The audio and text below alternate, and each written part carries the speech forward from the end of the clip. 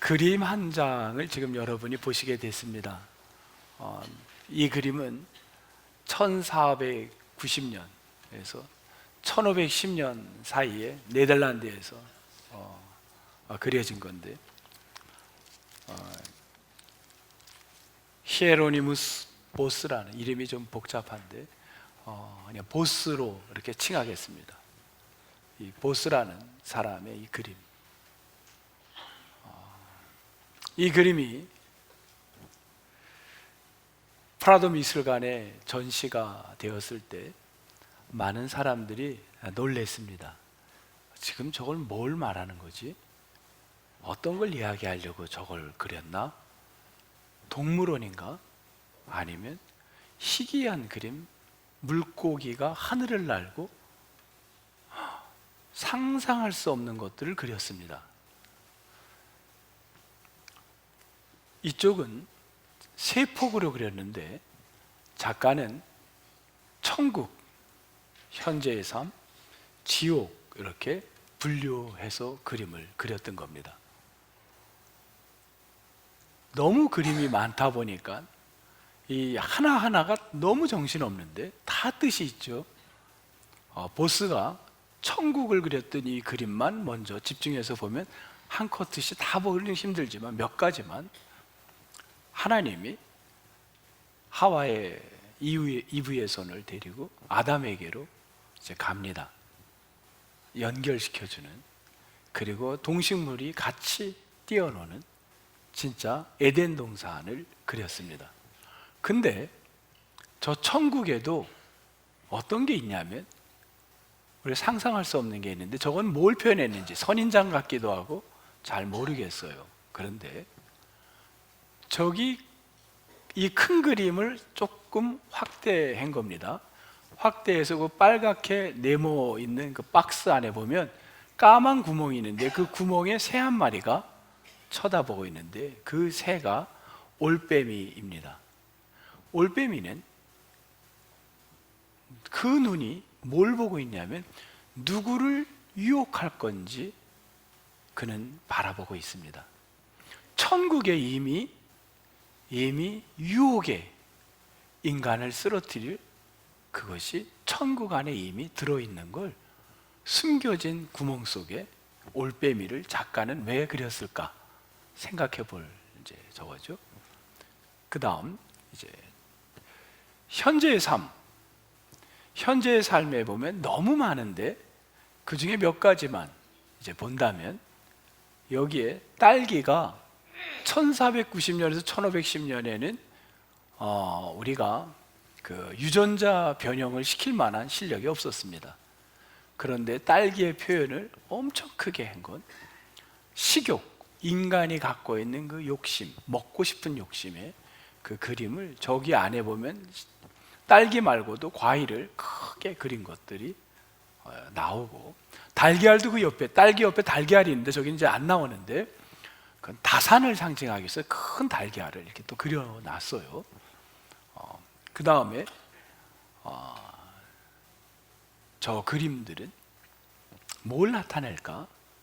해설서를 보니까 인간의 그 육적 욕구를 표현한 그림이었다 이렇게 얘기를 합니다. 인간의 육적 욕구. 그 다음 네덜란드 사람들은 행복은 유리관과 같다. 깨질 유리관, 언제나 쉽게 깨질 수 있다는 그 속담처럼 유리관 안에 이렇게 표현들, 언젠가 금이간 유리관처럼 깨질 수 있다, 이런 표현을 한 거예요. 그 다음에 쥐를 사람이 보고 있는데 그 사람이 쥐를 유혹하는 겁니다. 쥐가 유혹에 넘어가 유리관 안으로 들어가는 거, 여러 가지 그 현재의 삶을 표현을 했어요. 네. 이제 지옥 파트로 가면 우리는 그동안의 지옥은 어떤 걸 상상했나요? 지옥하면 네? 불나고 막 계곡에 빠지고 막 그런 걸 했는데, 여기서는 작가 보스는 그런 표현을 하지 않았어요. 그냥 일상에서 볼 수 있는 그림들을 그렸어요. 스케이트, 근데 얼음이 금이 갔어요. 언제 물속에 빠질지 몰라요. 배가 지금 물속으로 가라앉고 있는 거예요. 그게 지옥이라는 거예요. 우리의 지옥은 상상할 수 없는 것들인데 현실 삶, 금이 간 그 얼음, 그다음 물속에 가라앉는, 더 무섭죠. 그게 지옥이다, 이렇게 표현을 한 거예요. 그리고 저기 사람 얼굴이 보이나요? 사람 얼굴? 그게 누구의 얼굴이냐면 작가의 얼굴이에요. 자기 얼굴을 저기다 넣었어요. 히에로니무스 보스가 자기 얼굴을 집어넣었어요. 그래서 자기를 어찌 보면 내 내면 속에 있는 천국과 지옥이 내 안에 있다라는 거예요. 천국과 지옥이 따로 있는 게 아니라 인간 내면 안에 같이 공존하는 거예요. 지금 천국이나 지옥이 특별한 게 아니에요. 우리가 현실 삶에서 느낄 수 있는, 작가는 아마도 그거를 표현하고 있지 않았나, 이런 생각을 해보게 됩니다. 그리고 1490년에서 1510년에는 이 악기가, 이 중세사회 때는 하나님만을 높이는 악기로 썼습니다. 그런데 타락한 것을 사용됐을 때, 세속적인 것에 이 악기가 사용된다면 그거야말로 지옥이다, 이렇게 쓴 겁니다. 여러분들의 악기가 세속에서 불러진다면 거기가 지옥이라는 거예요. 그렇게 표현을 했고, 도박판이 이제 난리가 났는데 도박을 했던 손은 칼이 꽂혀 있고 그 밑에 여러 가지 카드가 이렇게 널려져 있는 걸 보여집니다. 이게 지옥이다, 이런 겁니다. 자, 지금 작가는 뭘 이야기했을까? 우리 안에 천국과 지옥이 있는 이중성, 인간의 양면성을 표현하고 있는 겁니다. 그러면 이제 우리는 뭐에 관심이 있냐면, 그 보스라는 사람은 왜 이런 그림을 그렸을까 생각을 하는 거죠. 왜 이런 그림을 그렸을까? 그러면 이제 그 시대를 우리는 알고 싶은 거예요. 그 시대 1490년에서 1510년에 이 그림을 그렸을 때 보스가 살던 네덜란드의 환경은 어땠는가? 세 가지 측면에서 보면, 경제적 측면에서는요, 네덜란드는 해양 도시죠. 그 나라가 굉장히 무역이 잘 되고, 그러다 보니까 돈이 가장 황금 시기였습니다. 경제적 부흥을 이룰 때였고, 두 번째는 이 나라뿐만 아니라 유럽이 1490년에서 1510년이면은 종교 개혁이 일어날, 카톨릭이 왕성해서 이제 개신교가 형성되는 그 과정에 있었던 겁니다. 종교적 타락, 부패, 어찌 보면 인간의 이중성이 이제 있는 거죠. 그 다음에 세 번째, 사회적으로는 1300년경에 유럽에는 흑사병이라는 게, 우리 요즘 코로나와는 비교도 안 되는 거죠. 그 흑사병으로 평균적 유럽 인구의 3분의 1이 죽습니다. 나라에 따라서는 거의 인구의 반 이상이 죽은 나라도 있고, 보편적으로는 3분의 1이 죽습니다. 인간이 죽음 앞에서의 어떤 절망, 그리고 죽음에 대한 어떤 하늘의 어떤 희망, 그런 부분들을 고민하고 있었던 당시에 이러한 작가는 아마 생각 속에 인간의 미래가 어떻게 될지, 그런데 그 미래의 이중성이 인간 안에 그대로 있는 것 아닌가 하는 걸 표현한 것 같습니다. 저는 솔로몬에 대한 이야기, 솔로몬이 저자이든 아니든 그건 모릅니다. 그러나 전도서는 분명히 솔로몬과 같은 대상으로 쓴 거는 사실입니다. 그렇다고 한다면 솔로몬이 살던 시대는 어떤 사회였는가? 경제적으로 최고의 부흥기였습니다. 번성기였어요. 그리고 또한 종교적으로 성전을 짓고 상당히 기독교적인 세계관을 넓힐 수 있었던 시대가, 전 세계 사람들이 지혜를 얻고자 몰려왔던 그런 세계관, 기독교적 세계관을 확장시키는 시기, 그게 솔로몬 시대였습니다. 부궁했고 부자였고, 그리고 많은 사람들을 기독교적 가치관으로 심을 수 있는 그때, 그런 때에 이 보스는 인간의 이중성을 표현했는데, 그렇다면 솔로몬의 이중성, 이제 과연 그럼 솔로몬에게서 어떤 면에서 이중성을 찾고 솔로몬에게서 우리는 어떻게 해서 그렇게 됐는가를 한번 조명해 보는 것이 오늘의 이제 설교의 주제입니다. 솔로몬은 과연 어땠을까? 이게 여러분 오늘 말씀의 주제가 되는 겁니다. 오늘 성경은 이제 10절에서 이렇게 본문이 시작을 하고 있습니다. 여러분 성경 각자 자기 성경을 보시면요, 10절, 무엇이든지 내 눈이 원하는 것, 내 눈이 원하는 것. 여러분, 눈이 원하는 대로 간다라는 것은 그리 긍정적이게 보이지 않습니다. 약간 부정적이게 지금 보여요. 눈이 원하는 대로 내가 금하지 아니하였고, 눈이 원하는 곳으로 내가 가는 걸 금했어야 되는데 금하지 못했다는 거예요. 무엇이든지 내 마음이 즐거워하는 것을 내가 막지 아니하였다. 이게 다 헛된 일인데 이렇게 했다는 거예요. 이거는 상당히 부정적인 이야기인데, 그러면 도대체 무엇을 얘기하는 걸까? 그게 1절부터 9절의 이야기인데, 저는 2장에서 세 가지를 찾겠다고 지난주에 얘기했습니다. 지난주에 여러분 기억하시나요? 첫째, 지성에 대한 욕구. 두 번째, 즐거움의 욕구. 세 번째, 수고의 욕구. 지난 시간에 지성에 대한 욕구에 대한 메시지를 전했습니다. 오늘은 즐거움에 대한 욕구에 대해서 말씀을 나누려고 합니다. 다음 시간은 수고에 대한 욕구를 나눌 겁니다. 즐거움의 욕구, 이 부분입니다. 오늘은. 그러면 눈으로 보는 것, 거기만 따라갔는데 그게 즐거움이라는 거예요. 여러분, 즐거움은 좋은 건가요? 나쁜 건가요? 좋은 겁니다. joy, 매우 좋은 거예요. 여러분, 즐거워야 돼요. 식사할 때도 즐겁게 드시는 거와 화나서 식사하는 거는 큰 차이가 있어요. 여러분, 잠자는 것도 즐거워야 되지 않습니까? 즐겁게 자야 돼요. 즐겁게 자야 되지 않습니까? 여러분, 식사도 즐거워야 돼요. 근데 즐거움이 두 가지 의미가 있습니다. 하나는 여러분이 생각하는 좋은 거는 희락입니다. 희락. 아, 내가 이 일을 통하여 기쁨을 주자. 그분이 기뻐하면 그분을 위해서 기쁘게 했는데 이게 나에게도 기쁨이 오는 거예요. 이게 뭐냐면 희락입니다. joy. 이 희락이에요. 성경에 나오는 9가지 열매, 이겁니다. joy, 기쁨, 희락. 그런데 그분을 위해서 기쁘게 한다고 했는데 보니까 그게 나는 기쁜데 그 사람은 고통이었어요.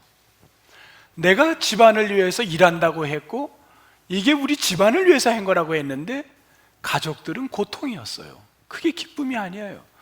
그런데 나는 기쁜지 몰라도 그분은 기쁨이 아니고 그 선생님은 고통의 시간이었던 겁니다. 이게 뭐냐면 쾌락이라고 이야기를 합니다.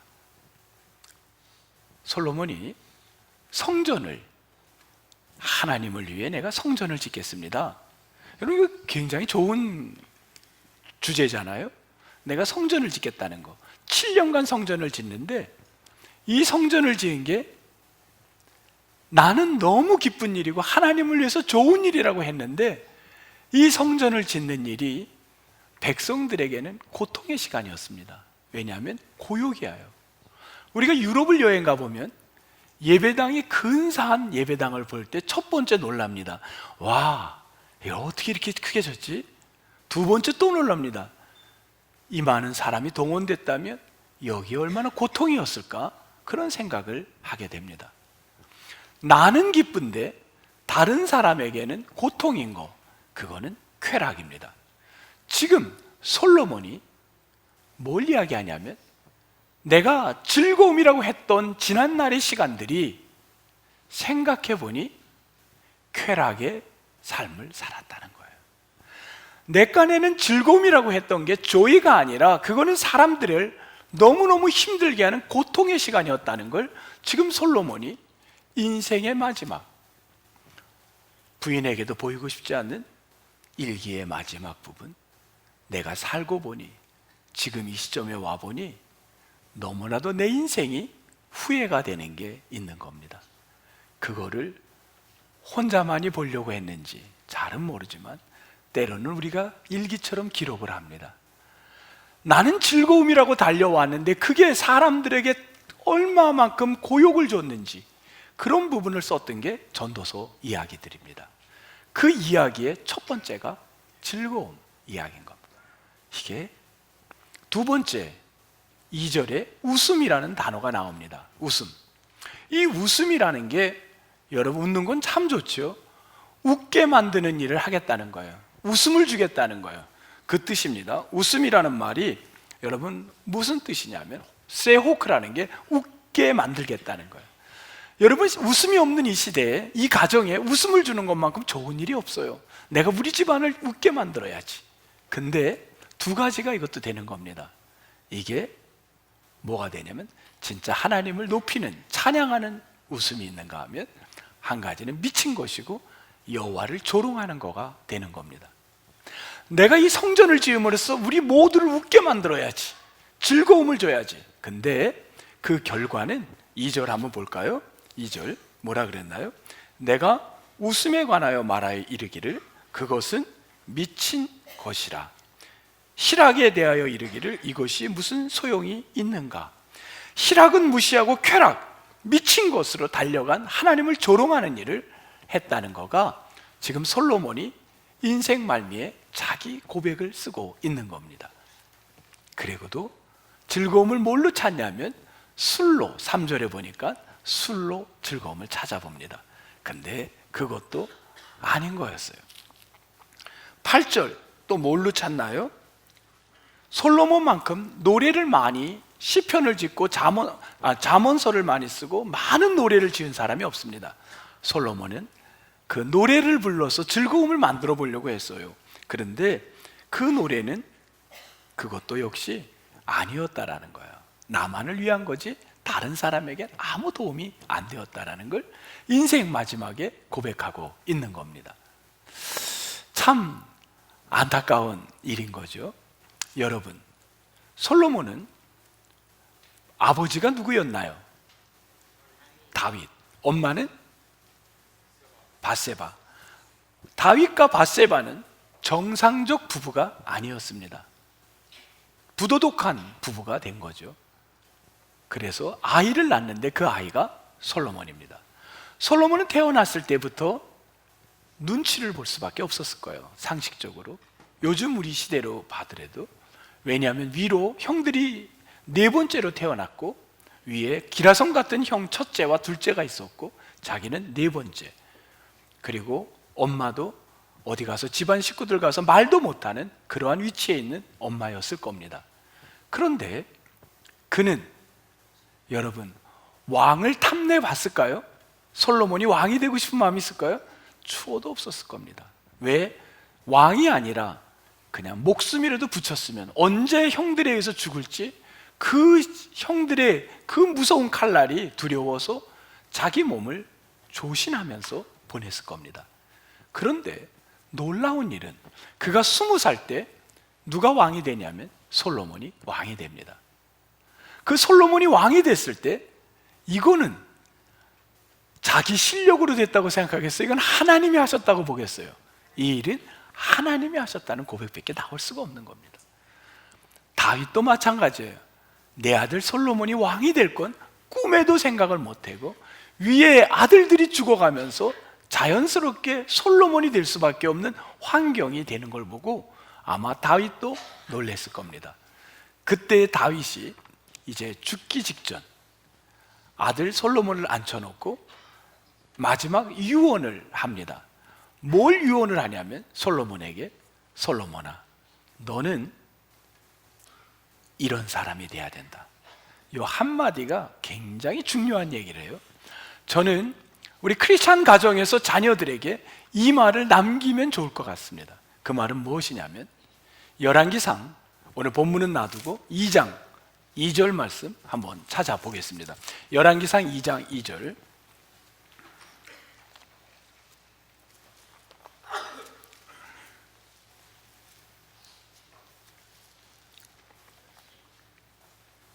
510쪽을 보겠습니다. 510쪽 찾으셨으면요, 우리 같이 한번 읽겠는데, 우리 둘째 주에 있는 단어입니다. 너는 힘써 뭐가 되라? 네, 대장부가 되어라, 이겁니다. 그러면 다윗이 아들에게 대장부가 되라는 건 너는 군인으로서 강인한 군인이 돼서 형들의 어떤 것도 이겨내야 된다, 세파를 이겨내야 된다, 그런 의미가 있는 건 분명합니다. 그런데 어떻게 강인한 군인이 되라는 건가요? 군사를 많이 모집하라는 건가요?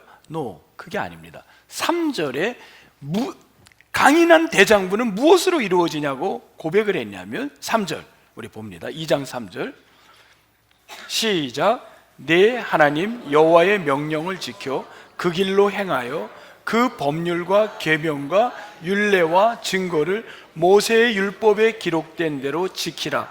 그리하면 내가 무엇을 하든지 어디로 가든지 형통할지라. 아멘.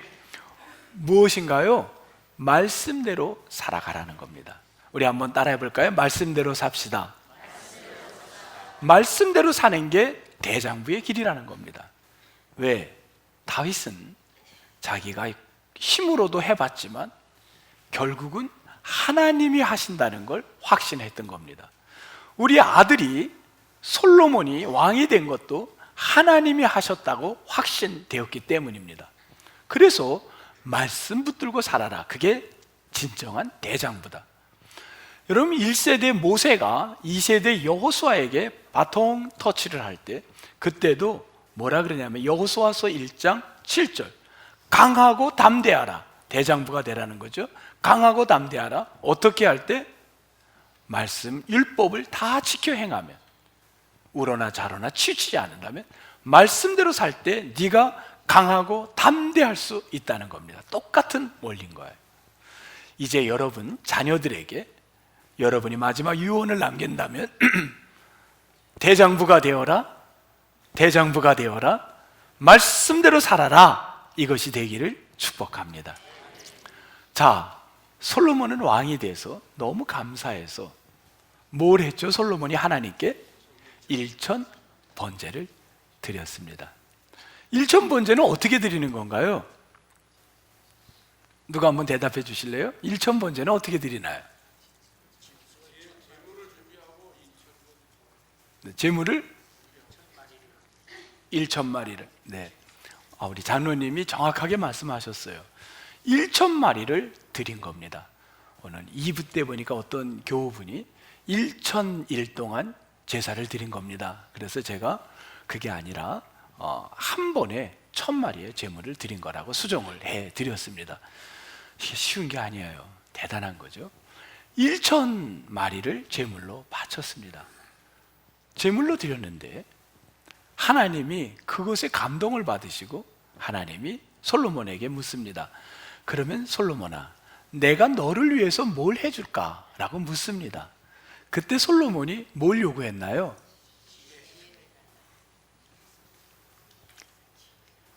네, 여러분, 솔로몬이 지혜를 구했나요? 네?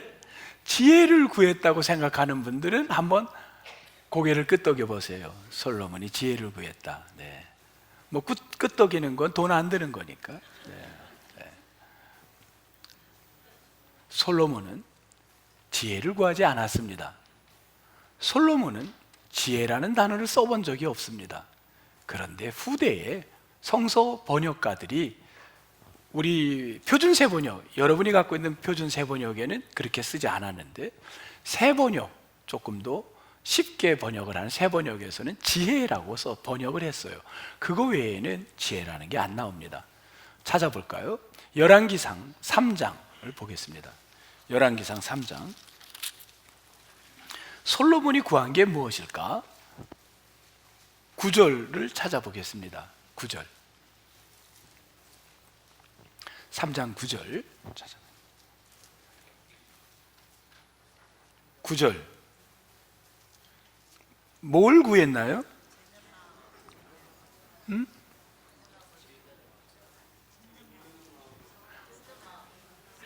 듣는 마음을 구한 거예요. 듣는 마음. 솔로몬이 지혜를 구한 적이 없어요. 제가요, 듣는 마음이 필요합니다. 근데 이 듣는 마음이 굉장히 좋은 거예요. 하나님이 그 말을 들으시고요, 너가 11절에 끝에 보면 지혜를 구하였으니, 그렇게 얘기를 해요. 듣는 마음을 구했는데 하나님도 그거를 뭘로 해석을 해요? 지혜라고 해석을 합니다. 이게 지혜라는 거예요. 여러분, 듣는 마음을 지혜로 본 거예요. 듣는 마음이 뭔가요? 가슴으로 이해하는 겁니다. 우선 원어의 해석은 레브쇼메아라는 말은 샤마, 듣다와 순종하다라는 말이 하나가 된 거예요. 말씀을 듣고 순종하는 삶, 그게 듣는 마음이에요. 가슴으로 말씀을 듣게 되기를 축복합니다. 말씀을 들을 때 두 가지 현상이 일어나요. 여러분, 아기들이, 어린아이들이, 아니 자녀들이, 아기가 아니라도 그래요. 우리 자녀들이 엄마 얼굴만 보면요, 엄마가 자녀들 얼굴을 보면 많이 언어가 필요 없어요. 그냥 조금만 얘기해도 알아요, 몰라요? 마음으로 알아요. 지금 얘가 뭐가 힘든지 그냥 아는 거예요. 근데 나이 들은 사람이 사업하면서 만나갖고 일하잖아요. 그러면은요, 아무리 논리적으로 이야기를 해도요, 페이퍼로 적어서 도장 꽝꽝꽝 찍어도 못 믿는 게 사람들의 말이에요. 왜 그런가요? 마음으로 안 가고 난리지, 지식으로만 읽기 때문이에요. 마음으로 읽는 게 다른 겁니다. 솔로몬이 이 듣는 마음을 달라 그래가지고 그가 첫 번째 케이스의 사건이 생깁니다. 그게 무슨 사건이에요? 소송번호 넘버 1 뭐였나요? 에? 아이를 누가 진짜 엄마냐? 그게 소송 1번이었습니다. 누가 진짜 엄마냐? 그럴 때 마음으로 읽은 거예요. 그걸 마음으로 들은 거예요. 마음으로 들으니까 해석이 지혜롭게 가는 거예요. 엄마의 마음으로 솔로몬은 해석했던 겁니다. 듣는 마음이 굉장히 중요해요. 여러분, 듣지 않기 시작할 때, 소리가 들리지 않기 시작할 때부터는 인간이 어디로 가나요? 이제는 왜곡된 길로 흘러가기 시작합니다. 자, 그게 뭘까요? 대표적인 게 솔로몬에게 하나님이 이야기했어요. 너 많은 부인들을 두는 거 안 된다 했습니다. 왜 안 된다고 했냐면 그걸로 인하여 많은 종교가, 문화가 들어오기 때문에 하나님이 안 된다고 했어요. 근데 솔로몬은 그 말을 들었나요, 안 들었나요? 안 듣습니다. 여러분 확인해 볼게요.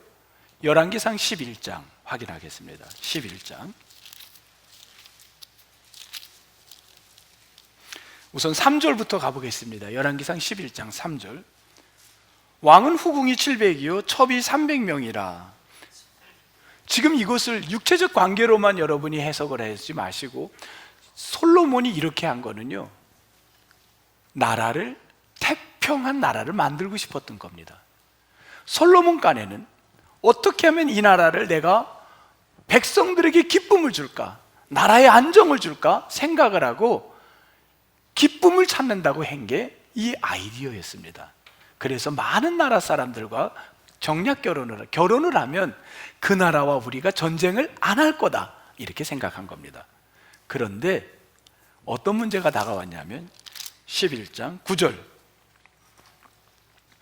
9절까지 그 지역마다 여러 가지 종교를 그대로 받아들이는 거예요.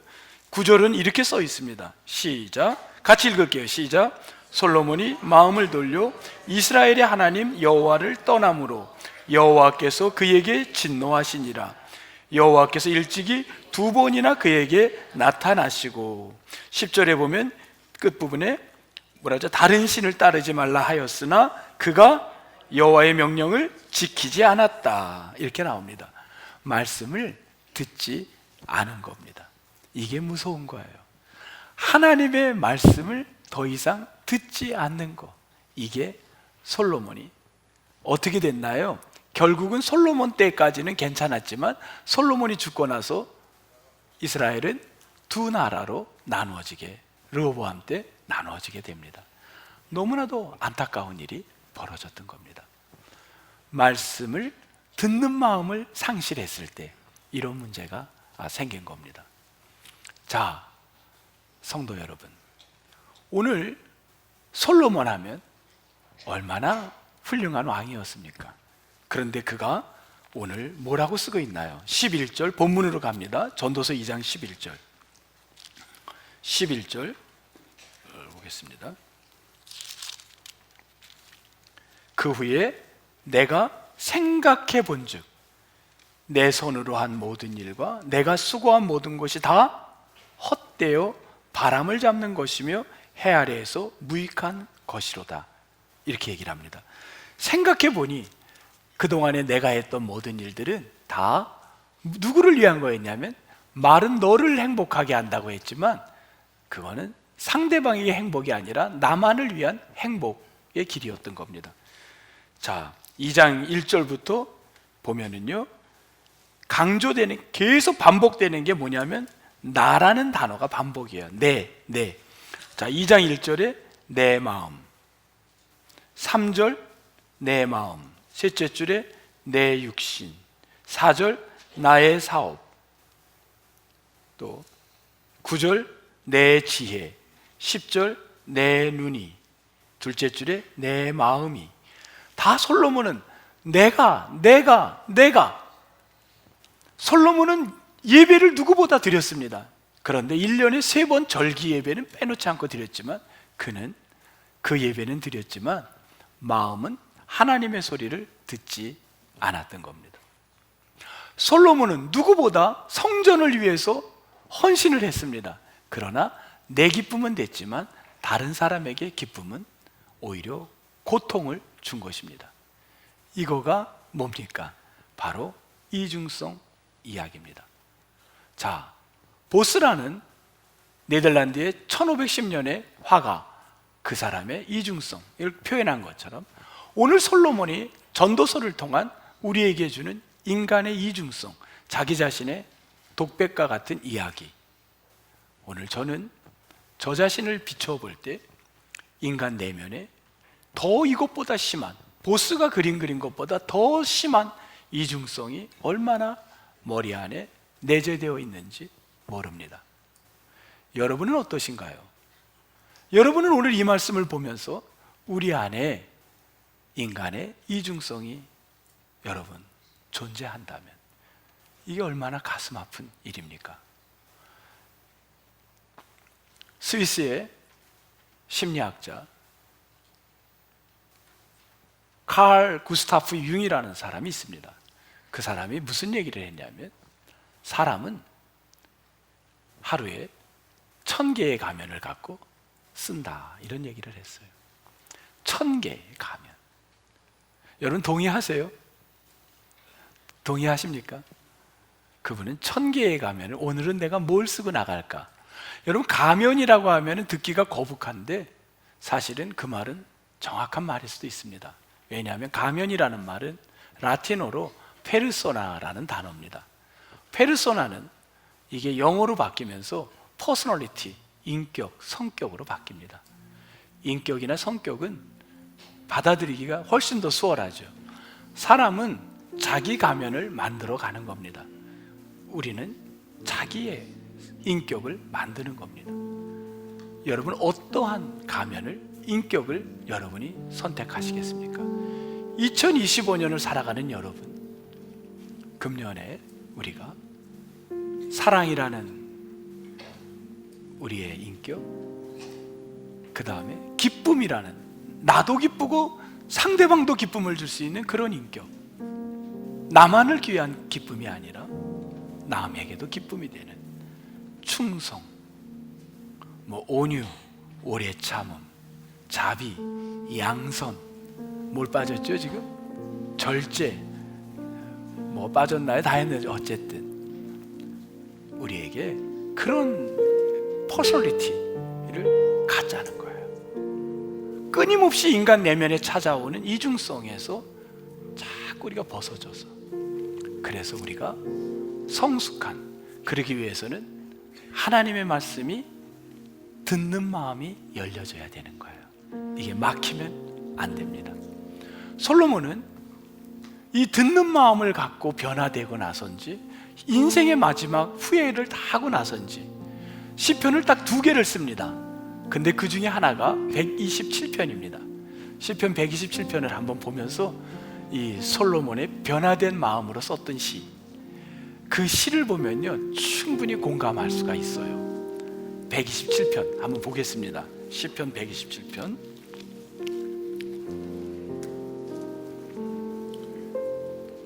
전도서 앞에, 잠언서 앞에 시편입니다. 127편 898면, 구약성경 898면 127편 1절 찾으셨나요? 여호와께서 집을 세우지 아니하시면. 근데 이 집은 하우스, 집도 되겠지만 가문이라는 게 더 훨씬 더 좋아요. 가문, 혹은 성전도 돼요. 혹은 나라도 됩니다. 여호와께서 우리 가문을 세우지 아니하시면 이게 다 헛되다는 거예요. 여러분이 시집 와서 여러분 가족을 잘 살게 한 거 압니다. 여러분이 결혼해서 가정을 새롭게 성장시킨 거, 발전시킨 거를 압니다. 그런데 그게 내가 한 게 아니라 하나님이 하셨는 줄 믿습니다. 그걸 고백한 거야. 솔로몬은 다 내가 성전도 짓고 내가 이거를 내고 내가 이거 했는데, 인생의 말미에 보니 그게 아니었던 거예요. 하나님이 하셨는데. 2번째 2절 일찍 일어나고 늦게 주무실 정도로 잠을 자지 못할 정도로 열심히 일을 하며 달려왔습니다. 그래서 여러분이 이만큼 살아가는 것, 여러분의 수고를 압니다. 그런데 솔로몬은 하나님께서 함께해서 된 일이라고 고백하는 겁니다. 여러분 동의하세요? 네. 3번째 3절 보라, 자식들은 여호와의 기업이요 태의 열매는 그의 상급이로다. 여러분이 먹고 싶은 거를 참으면서 아끼면서 자식을 위해 헌신했기에 자녀가 잘 된 것도 압니다. 그 수고에 우리 모두는 박수를 보내고 머리 숙입니다.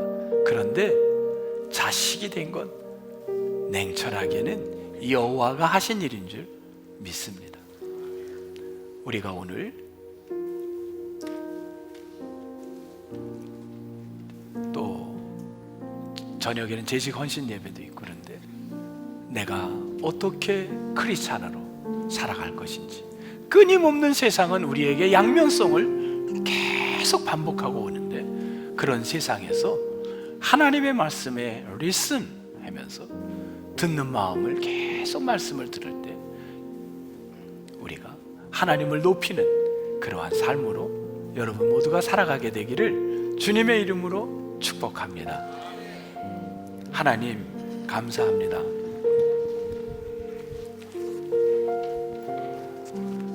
전도서 말씀을 통하여 세상이 주는 즐거움, 기쁨, 쾌락을 추구하는 내 내면이 되지 않고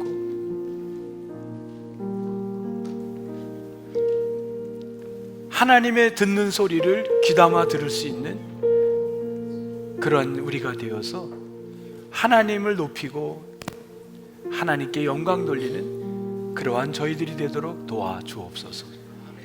하나님을 듣는 소리가 막힐까 두렵습니다. 하나님, 우리 사랑하는 성도님들에게 크신 은혜를 내려 주옵소서. 감사하옵고 예수님 이름으로 기도합니다.